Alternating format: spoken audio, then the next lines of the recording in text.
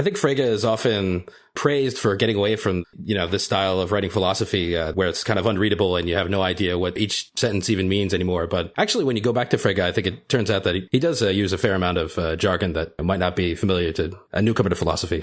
Well, it is the launching point for analytic philosophy, the part of it where every other sentence is in some sort of unreadable symbolic logic that most people will just, their eyes glaze over. Yeah, unless they're a computer, in which case they love it. Yeah. Unless you've tried to translate your document to a Kindle or something readable format and it doesn't know those quantifier signs and things, and so it's all even more gobbledygook than it is. Wow, that sounds pretty horrific. Wasn't that bad here. But anyway, yes, I found him not terribly unclear. There are things about his theories areas that he doesn't go into that would be nice that if he went into, but he has his little project. Who wants to say what that is, approximately? Let's put Matt on the spot. Okay. We got Matt because he's actually dealt with this stuff recently, whereas for the rest of us, this was like a bad dream that we had to get over, and and now we don't pay any attention to it. It was kind of fun for me to revisit it, but anyway, you're still in that land. Yes. I think Frege was sort of simultaneously involved in two different things. Maybe one thing was to put mathematics on firm foundations by coming up with a way of thinking of mathematical truths as logical truths. And maybe another thing that Frege was interested in was thinking very precisely about the way that linguistic meaning works in spoken language. The different ways different languages can mean things. Not that he's doing comparative language. He's not considered, interested in German versus English or anything like that. That's right. Yeah, sorry. So he's not doing what kind of linguists today do, which is compare, German versus Dutch versus English, but thinking about it kind of more abstractly. Like if I were to design a language, how would that language work? And what are the different things you could design a language to do? And he's specifically concerned with foundations of mathematics. So assertions, right? Not so much commands, or we'll talk about artistic tone and things like that. But that's really just to say, this is not what I'm concerned with. I'm concerned with what it is in a sentence that makes it tell me something, that makes it state a fact. Right. I shouldn't even use the word fact, but no, you shouldn't. Right. So I would call that the theory of truth part, with a theory of reference and to some extent meaning along the way. Yeah. Right. I mean, if the first thing we think of, he's doing trying to found arithmetic in logic. The second thing, at least for what we're discussing tonight, I would see is this theory of truth. And then the third thing is his anti-psychologism. Right. Well, it all came with this initial project to come up with a symbolic language to do mathematical proofs in, right? Yeah. So that means that every sentence has to be precise and it has to be founded as an axiomatic system, right? Yeah. So, I mean, like a regular mathematical proof, it's sort of written in half prose, half technical language. And basically people have to check it.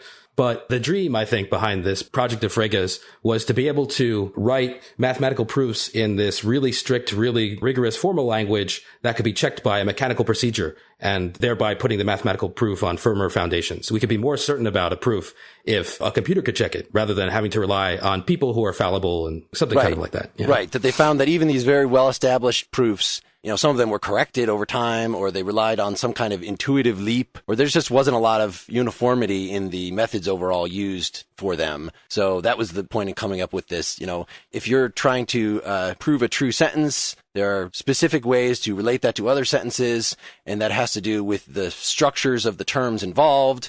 Right, so that's where he's coming from. And then if you try to apply that to ordinary language, then you initially, can I just give the sense and reference thing quick? Or is this jumping ahead? Go for it. It's running into the idea that it seems like if we could have a one-to-one correspondence between these terms in this pseudo-mathematical language and everyday language terms, then if I say something about an individual, and then I say another thing about that individual using a different name for that individual, then it should be true.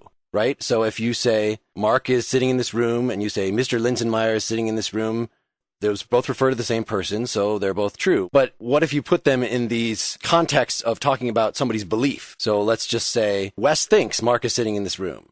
Well, Wes thinks Mr. Linsenmeyer is sitting in this room. Do those mean the same thing? Well, what if he doesn't know my last name? So he thinks Mark is sitting in this room, but he doesn't think Mr. Linsenmeyer is sitting in this room. So that shows right there, okay, there's something imperfect about ordinary language that, if we're going to really make it purely symbolic, we have to get rid of all those sort of ambiguities. But, we want to give some kind of account of, what can Wes conclude from his beliefs? So he came up with this distinction between the referent of a term, which is me in both these cases, and the sense of the term, which in these cases, each of these names for me has a different sense. We've talked about his example a bunch of times of the morning star and the evening star, and it was actually a scientific discovery that those both were the planet Venus. Or another favorite is I can have beliefs about Clark Kent without having beliefs about Superman and vice versa. So those are very intuitively obvious examples.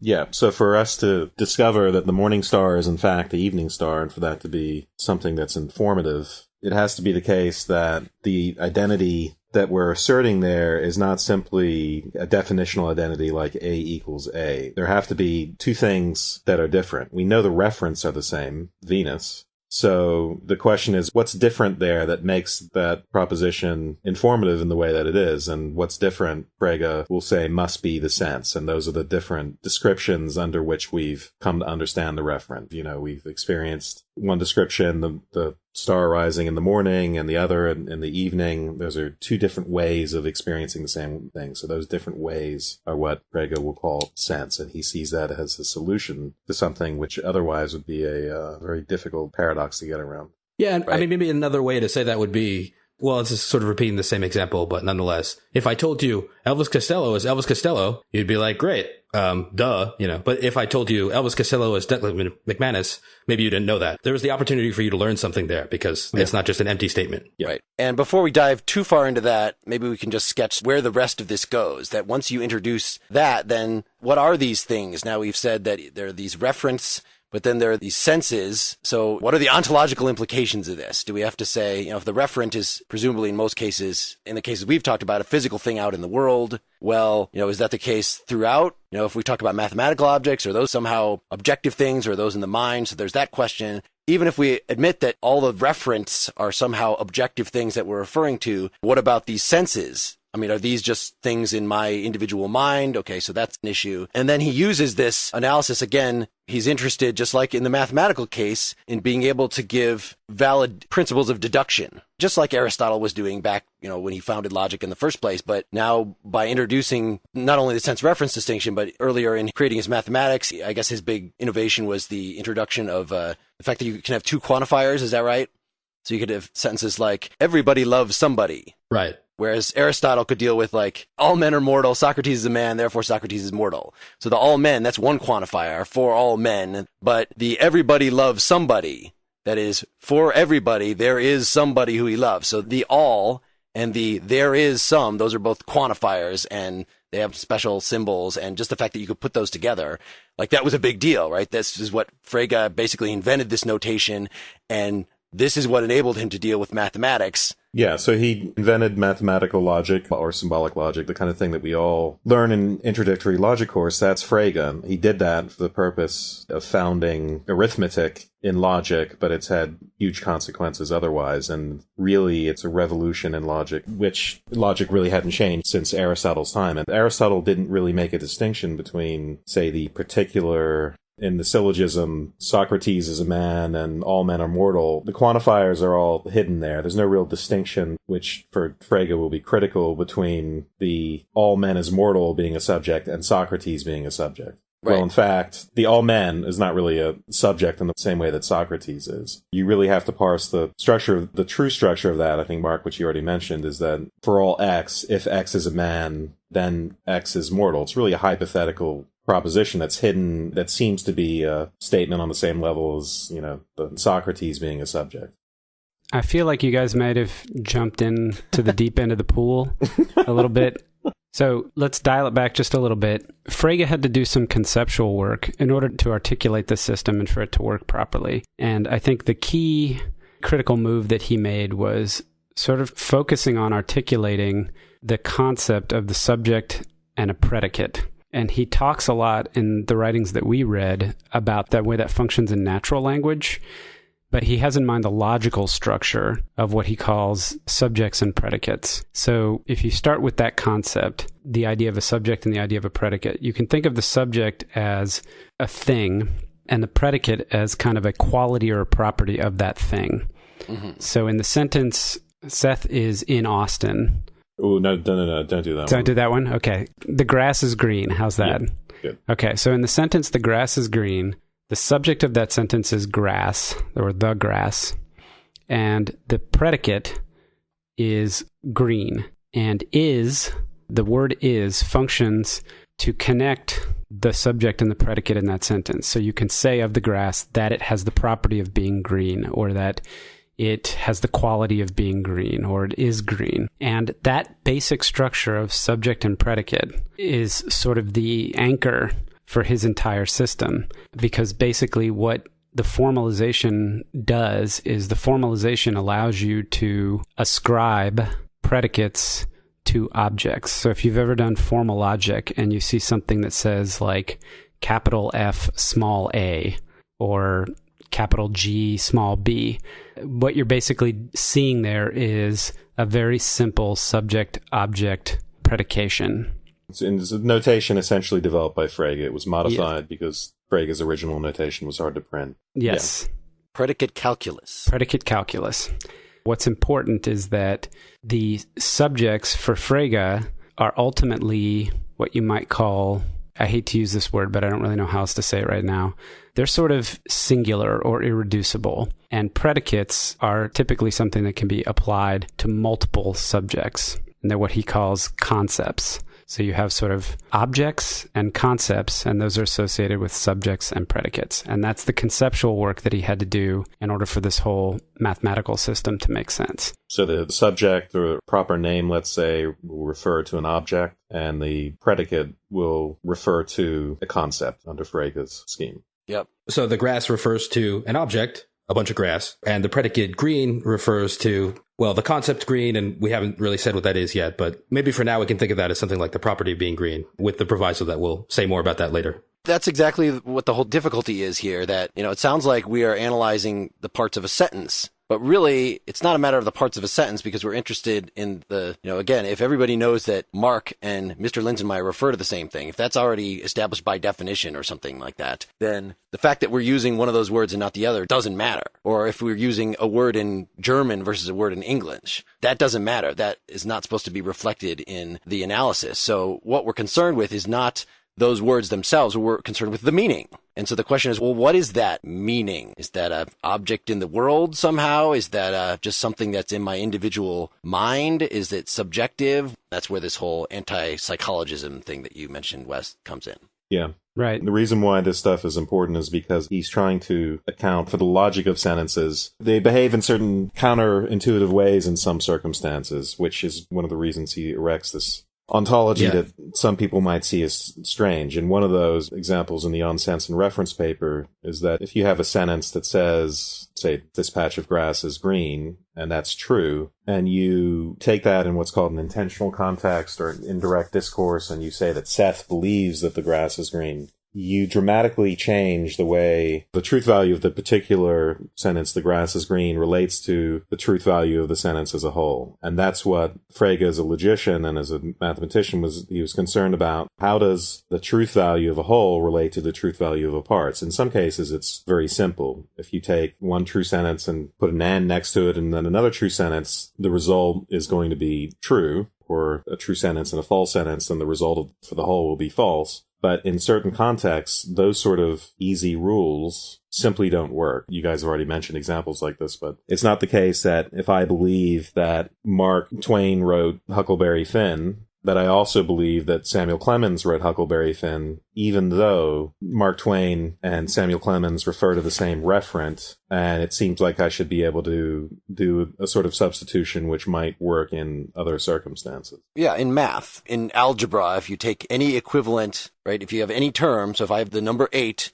I can just put in 4 plus 4. At any point, the number 8 shows up, and any equations that I had that in, they'll still be true. And so it seems like, so that's what this whole, why we're calling it a truth value, as it should have been obvious from what Wes was saying, that just means, is the sentence true or not? Does it have the truth value true, or does it have the truth value false? And we call it that just kind of on analogy to math, that you should be able to substitute in, if you're concerned with the truth of a complex sentence, and it's, let's just say, A and B and C, where A is a whole sentence that is true, B is a whole sentence that is true, and C is a whole sentence that is true, then A and B and C is also true. That's just the definition of the logical operator and.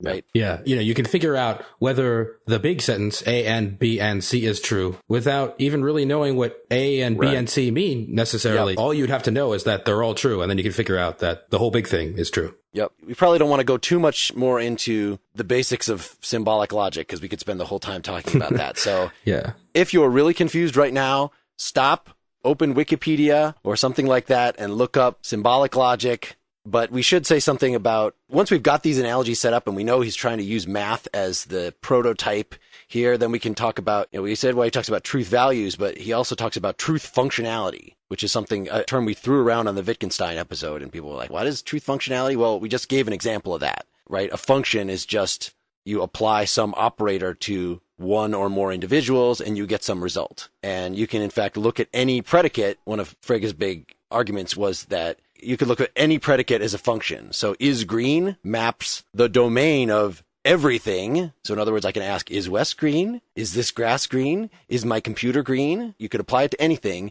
And then it maps it to a bunch of truth values. So if I say, is the computer green? No, that is mapped to false. Is grass green? Yes, that is mapped to true, et cetera, et cetera. And just to give you the mathematical background of that mapping, since we can assume everyone's had high school algebra, if we think of a typical equation like y equals x squared, and that equation is on a certain domain where the domain really is just, let's think of as things that are going to get plugged in, and then the result's going to come out on the other side. So we map, let's say, 1 to 1, and then 2 to 4, because we're squaring everything. And then what the map looks like algebraically is a parabola if we graph it out and assume that x's are on a horizontal axis and y's are on a vertical axis. So Frege is extending that idea of function to where here the function is the equals x squared part.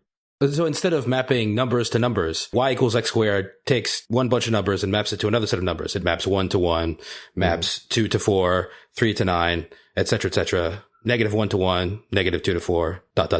A concept, as Frege is thinking of it, it's not going to map numbers to numbers, but it's going to map things to truth values. And that would be like the examples that Mark just gave. So the concept is green will be a function that maps the shirt in my closet to true and my computer to false. And, anything that's green, it'll map to true. Anything that's not green, it'll map to false. Yeah. So the is green is analogous to the y squared. Yes. And why the hell would he want to do this? And there we should say mapping the truth values, just to fill in the ontology there. Frege, as we see in On Sense and Reference and elsewhere, he's going to say that statements refer to truth values as a whole. So we already talked about, say, a particular name is referring to an object, but also having a sense. And then that having a predicate, which refers to a concept, where a concept is a type of function. Well, the whole thing, taken all together, refers to a truth value for Frege. And then the sense of the whole thing is what he calls a thought. So you can speak of reference and sense, whether you're looking at, say, an individual object or a predicate or the combination of the two into a sentence. I think that's important before we... It's confusing as it's going to be to listeners just to put that on the table. Yeah. But... Well, that's one of the crazy things about Frege, that it makes sense. Like, the name grass refers to that stuff that is out there in the world, and maybe the term green refers to a property or the fact that a bunch of things like the grass have something in common. It refers to whatever that is. So that we understand. We should stick to proper names, by the way, for examples of naming objects. That just makes it easier. Grass is a tricky case, I think. Yeah, for everything, if it is grass. So is grass could be interpreted as a predicate. Concept. Yeah, a concept. But then to say also reference, this whole sentence, my shirt is green because that's true. The sentence as a whole refers to the true. Like that just seems, that breaks away from what we think refer to means in ordinary language. Yeah, to give listeners like we've talked about competing theories like the logical atomism of Russell and Wittgenstein, which were a version of the correspondence theory of truth, where what those, at least atomic sentences, not necessarily complex sentences, but at least in a simple atomic sentence, will refer to a fact, not to T. Right, T meaning true, yeah. Yeah, so it is a very, very strange result that Frege is giving us. Yeah, it's very strange and counterintuitive at first. And, he has very particular reasons for thinking this strange and counterintuitive thing. And I definitely agree. Yeah, the more intuitive thing to say would be that a name stands for a thing, like Matt stands for me, and maybe a predicate stands for a property. So is happy stands for the property of being happy. But then you'd think that probably the sentence Matt is happy stands for the situation of Matt being happy, or the state of affairs, that Matt is happy, or something like that, rather than a truth value. So yeah, it's definitely weird. You mentioned Russell. Maybe we should give the quick biography to make it clear how, since I think we've given a good overview of the system, at least some of the dangling pieces. The Stanford article on Frege, which of course I looked at, the biography part is just like 4 or 5 bullet points. Born and at such and such university, dies, blah, blah, blah. It's like Frege had no life is what the... I certainly never learned about it when we learned him. What we heard, since you mentioned Russell, is that this was a guy who was in Germany at the same university, his academic life, and didn't publish that much. And a lot of it was in this, very specialized mathematical logic area. And the only reason that anybody's heard of him is because Bertrand Russell, who is already famous, discovered his work and wrote a lot about it. And in fact, contradicted a lot of it. Right? Ruined it. Yes, the mathematical logic in particular. We don't have to go into the specifics, but there was some key part of the overall theory about classes that Russell showed that there was some paradox in it, and pointed this out to Frege, and the rest of Frege's career. And it made him miserable. He got really depressed about it. Yeah, the rest of Frege's career was like seeing what could be salvaged. Well, now that sort of the overall system was blown, and he tried to revise it a few times, I guess, but he really didn't participate in the next few rounds of scholars revising this project, which Russell went with it with the Principia Mathematica. It was a very famous book, which, of course, has itself been overturned Gödel came along very quickly. Yeah. So the specifics of the mathematical logic are sort of interesting for history. You should say the quest to found arithmetic in logic failed, although it failed in its ultimate intention of being a founding. But the relationships are, It's because founding anything always fails. Reasonable conclusion to draw. It's maybe also worth saying that Wittgenstein was a big promoter of Frege and indicated that Frege was the philosopher to whom he was most indebted. And Wittgenstein, of course, has been a huge deal ever since his first and only book. Right. And that book was influenced by Russell. Like, Russell actually worked with him to get it published and wrote the intro to it. If you listen to our Tractatus episode, you'll hear all about that. So there's this very direct chain from Frege to Russell to Wittgenstein. And the other piece that we talked about in the Husserl episode was that Husserl started also trying to write on the philosophical foundations of arithmetic and wrote about it in a very different way, in this more psychologistic way. And this, if you listen to that episode, you'll see Husserl is all about analyzing experience. So it's kind of giving an empirical account of math was where he started. And it was interesting that I ran across, I've on this podcast used a number of times the argument that I think we can give an account for the origin of our ideas of number just through abstraction, which is the kind of thing that Hume would say, right? I see 3 kittens, I see 3 gloves, I see 3 this, 3 that. Eventually I can abstract from all that and come up with the number 3. Yeah. And Frege came up with, or at least was a popularizer, I don't know, of a pretty definitive argument against that at least convinced Husserl that didn't work, which is, well, what does that abstraction process look like? Like, if you take away, okay, so I've got 3 gloves, take away everything about them that makes them gloves. There's nothing left.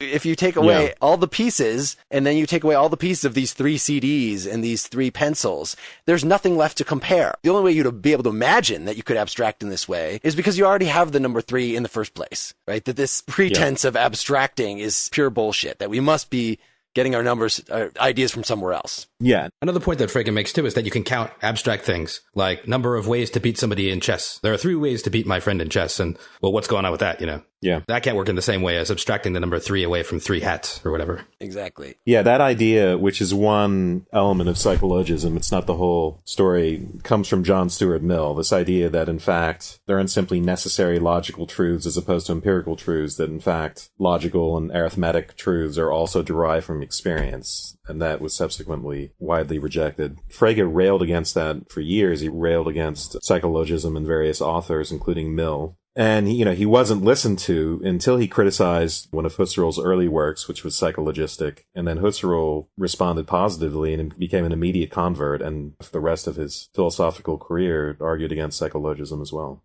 Yeah. Right. It also might be interesting to mention that Mill anticipated a lot of Frege's ideas For example, he anticipated the sense-reference distinction, and a similar distinction he drew between what he called denotations and connotations. A lot of very interesting back and forth. Yeah, and Mill is actually complicated because he's both psychologistic in some ways and anti-psychologistic in others. Yeah, this is the same guy that we talked about in our utilitarianism episode, if you look back to that. But we didn't talk about any of that aspect of him. But you could see his ethical idea that you have to talk about ethics in terms of happiness. You have to talk about concrete things. It's all a very empirical bent. We did have 2 readers of our blog debate this for more than 60 comments.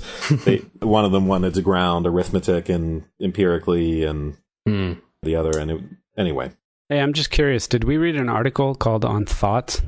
Yes. The one you did a PowerPoint. Yeah, I'm just curious. I was just checking in, making sure I wasn't in the wrong podcast. Yeah. Seth wants us to get back on topic. Yeah. Before we do that, we want to make sure we have the sense and reference ontology down and all that. Well, I think it's important for us to at least talk about sense, reference, and what he means when he says the thought, the sense of a sentence, because that all ties into the concept of truth value, which gets you to all the weirdness that you talked about. Okay, sure. Let's get concrete. Okay. How about if I do a quick little summary, and you guys can let me know what you think. So Frege, in the article The Thought, he says, look, we have this idea. We want to say that we have ideas and that our ideas correspond to reality in some way. And that's what truth means. That's really kind of like what's implied and what's sort of assumed is this correspondence theory of truth. So I have an idea or a picture in my head of something in the world, and if it maps in some appropriate way, and it's an accurate representation or it corresponds to it some way, that then my idea is true. And what Frege says is, well, that's not really the case. It's not that ideas are true. It's that sentences that express ideas can be true or false. So he says, true, when you think about it, correspondence is a relational thing. You have to have an idea and you have to have a thing or a reality or an object or something to which it can correspond. But when you think about the meaning of the word true, it's not really a relation word like correspond. X corresponds to Y. You don't say X trues Y.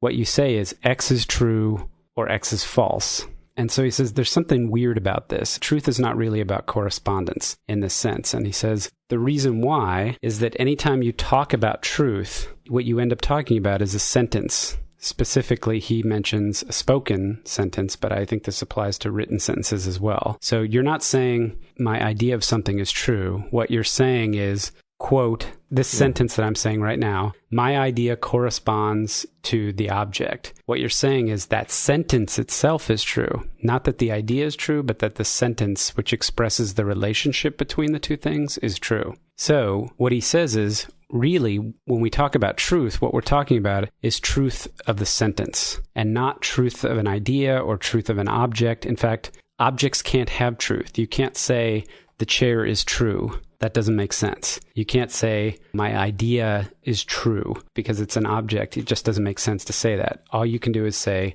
some declarative sentence expresses something that is true or false. Yeah, expresses a thought. I mean, one of the weird things in Frege's philosophy is that he draws this sort of technical distinction between thought and idea. And normally we think of those two words as meaning the same thing. Yeah. So what he calls a thought is much closer to what we would call a proposition. Yep. And I think the best way to think of a proposition is something like what a sentence means. Matt, what word does he use specifically? Instead of meaning, he uses what? Well, the sense. Yeah, the sense of a sentence is a thought, Gedanke. Which is analogous to saying the meaning of the sentence is the proposition. Yeah. So, I mean, for example, Pittsburgh is to the west of Philadelphia and Philadelphia is to the east of Pittsburgh. Those would be two different sentences, but you might think they kind of are saying the same thing. So the thought is like what a sentence is saying. So it's not like a thing. It's not like a happening in my mind. Sometimes in everyday language, we use the word thought to mean something like that. But in Frege, it really means something more like what the sentence is saying. Yeah. It's informational content as opposed to its emotional tone, as opposed to the different ways you could say the same thought, the same proposition in active or passive voice. You could have all these different variations, but those all express the same thought. Yeah. Or also another example might be sentences in two different languages. Matt is happy in English and Matt est heureux in French are saying the same thing. So you might think they're, two different sentences, but they express the same thought. And then an idea, that's really more like a mental happening. That's more like maybe a feeling you have in your mind at a given time, or like a mental image or something like that. Yep. Ideas are what any one individual has. The entirety of their inner life is ideas, but a thought is somehow not exclusive or internal to one individual. It can be shared not just by multiple sentences, as you just described, Matt, but by multiple people. And he says something to the effect of, there would be no such thing as knowledge. We would have no science. We would have no history of humanity if there wasn't such a thing as a thought. Yep. But also the idea, right, can refer to a specific belief at a particular time directed towards the proposition or thought, right? Yes, but it's still... you can have a particular instance. I'm just trying to get at what ideas can be. So they're the subjective part of it. Even in apprehending a thought, there's an idea in apprehending the thought. It's just important that the thought not be conflated with my particular idea, grasping it at a particular time. Otherwise, we get the problems you're talking about. So. Yeah. Well, I'd say it this way. You and I can share a thought, but we can't share an idea. My idea is my idea. Your idea is your idea, but we can share a thought and we can both have ideas about that thought. And just to bring out one other distinction, if you understand that a sentence expresses something, this propositional content or its meaning, or what Frege calls its sense, the sense of the sentence is what he calls the thought. He also says that proper names can have a sense as well, but it's not quite the same thing. The name can have a sense, but not a thought, because the name is not a whole proposition.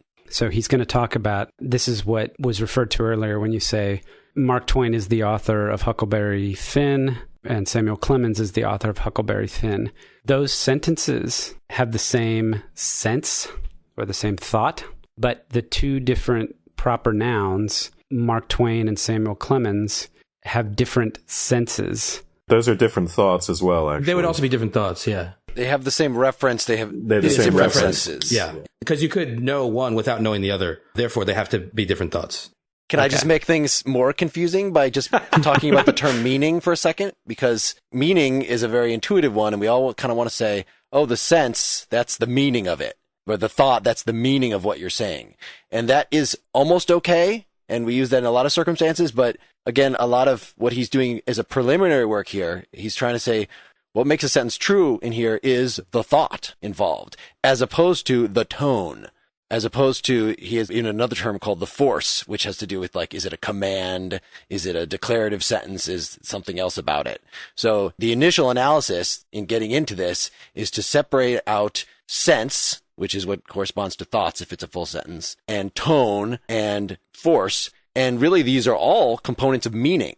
Right? What I mean by a sentence is not entirely just the thought, but I mean it in a certain way. I mean it in a sad way. So I read, in addition to the Frege articles, I found really inspiring this secondary source, which was by Michael Dummett. It's called Frege, Philosophy of Language. And he criticizes Frege. Frege is so not interested in the tone and the force. He considers those things just to get rid of them. Just to say, I'm only talking about declarative sentences, their informational content, the thoughts involved. I don't care about this other stuff. And he thinks, like you were saying, that everything else is the idea, is subjective. But really, if all these things contribute to the meaning, then they all actually have to be objective in some way, right? If I'm trying to convey not only that the cat is on the mat, but that there's something sad about the cat being on the mat, just in my choice of where the cat is, you know. The mangy punk is, whatever. Yeah. Yes, if I'm trying to communicate some connotation to it, then in order for you to understand that, the tone can't just be something in my head. It has to also rely on linguistic conventions and things, just like anything else.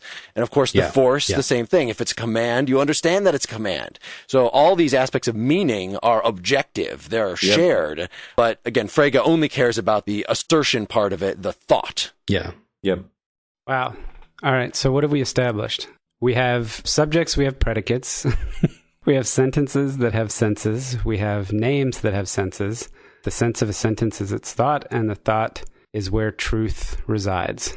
Yeah, the thought actually refers to the true. Again, that weird thing. Well, right? The sentence refers to the true and expresses the... Yeah, there's terminology for this. Let's see, how does it go? So he lays it out specifically, yeah. It's in sense and reference. So the sentence refers to the referent, or a truth value, and it expresses a sense, or in the case of a sentence, a thought, and then the thought determines the referent, which is, in this case, a truth value. So proper names have a sense, but their referent is an actual thing. The referent of Seth is the guy who's talking right now, who's in Austin. But sentences have a sense also, but their referent isn't like a thing in the world. Isn't a fact as it is for isn't a fact. Wittgenstein. Right? It's not a fact. It's not a state of affairs. It's not a regular physical thing that occupies space and time. It's this special kind of thing that's outside of space and time, namely a truth value. Okay. Yes. But it's still a real thing. Even though it's outside of space and time, it's just as real as the wall in front of me. It's just a different kind of real thing. And so are thoughts. And so are senses, individual senses of words. Yeah. Numbers are going to have something like this status as well. So we get this sort of Platonic realm of beings that are not physical beings, but they must be there in order to give us the results Frege wants here. Yeah, he's called a Platonist because he thinks that there's this third realm, as he actually uses that word in the thought. There's this third realm of things that don't exist in space, don't change over time. It's impossible for them to change. They're always necessarily the same.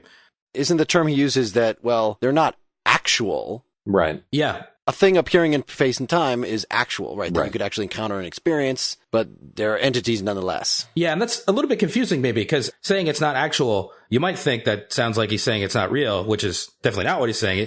But by saying it's not actual, he's saying that it couldn't be different from the way it is. Because normally if you say like, actually, my umbrella is in the umbrella stand now, you're sort of implying, well, it could be somewhere else. But that's not the way meanings are. Meanings are always for all time the way they are. Yeah. Which sounds very weird because it doesn't like, oh, well, when we develop a language, we determine the references of we figure out what words mean. We create new words. But he's saying that when we're doing that, we're actually hooking words, which of course words themselves are socially constructed, to meanings, which are these pre-existent objective entities. Yep. Whoa, really? Yeah. Yeah.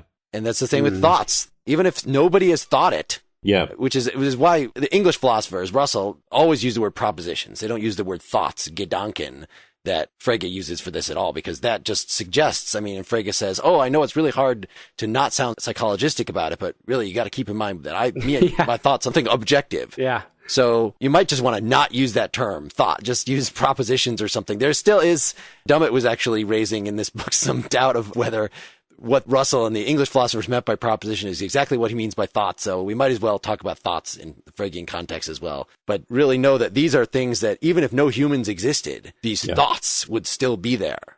Yeah, so it seems like kind of a crazy thing to think, but I think the motivation for it is something like, in order for people to be able to communicate to each other and share thoughts with each other, there has to be a third thing that the communicator and the person being communicated to are both, as it were, looking at, or both grasping. Because otherwise, there would be no way of ripping the ideas out of my head and somehow getting them into your head, because ideas are privately owned.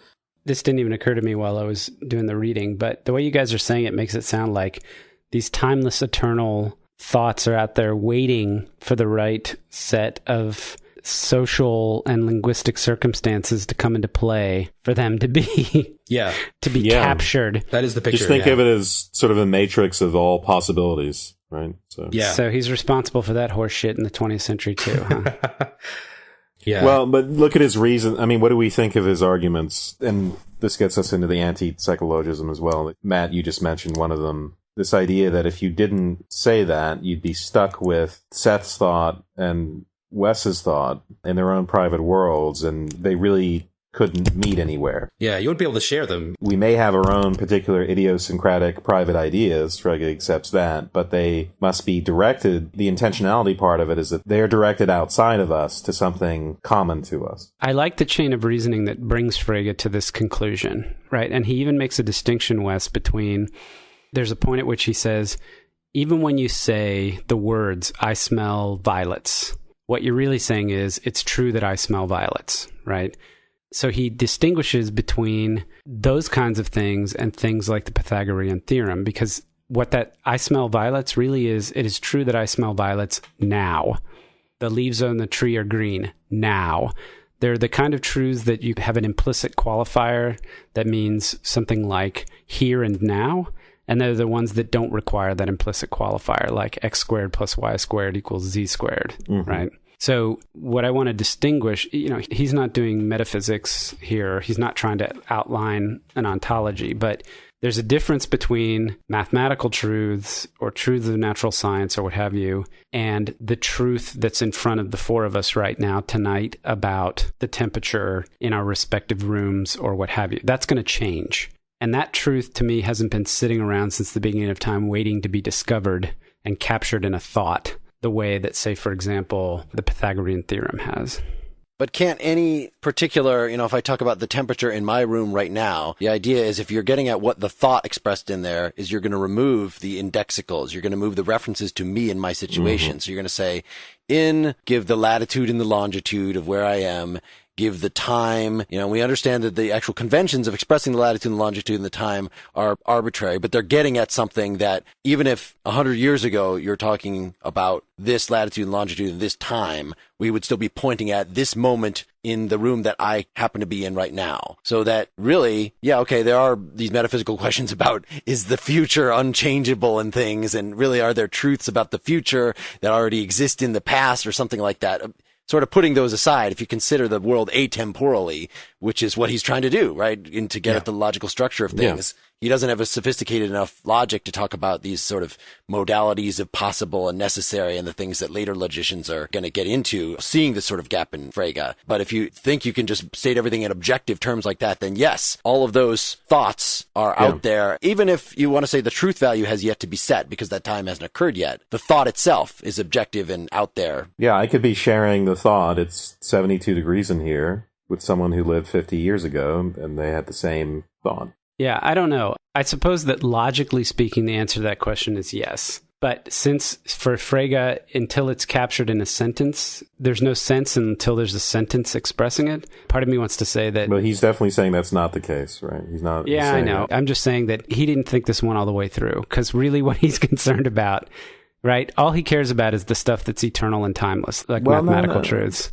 I think that's what he's really focused on. But I think he thinks he's cornered by these. He thinks we're driven to this by the argument. Out of curiosity, I'm wondering, are you equally troubled by dated statements about the past? I agree that the future is a little weird because that is it true now that I will eat a sandwich tomorrow at 10:52? Well, that's a little weird because, maybe if you say that it's objectively true or false right now, then you're committing yourself to some kind of determinism. You just say we don't know, but it is true or it is false, but we just can't know.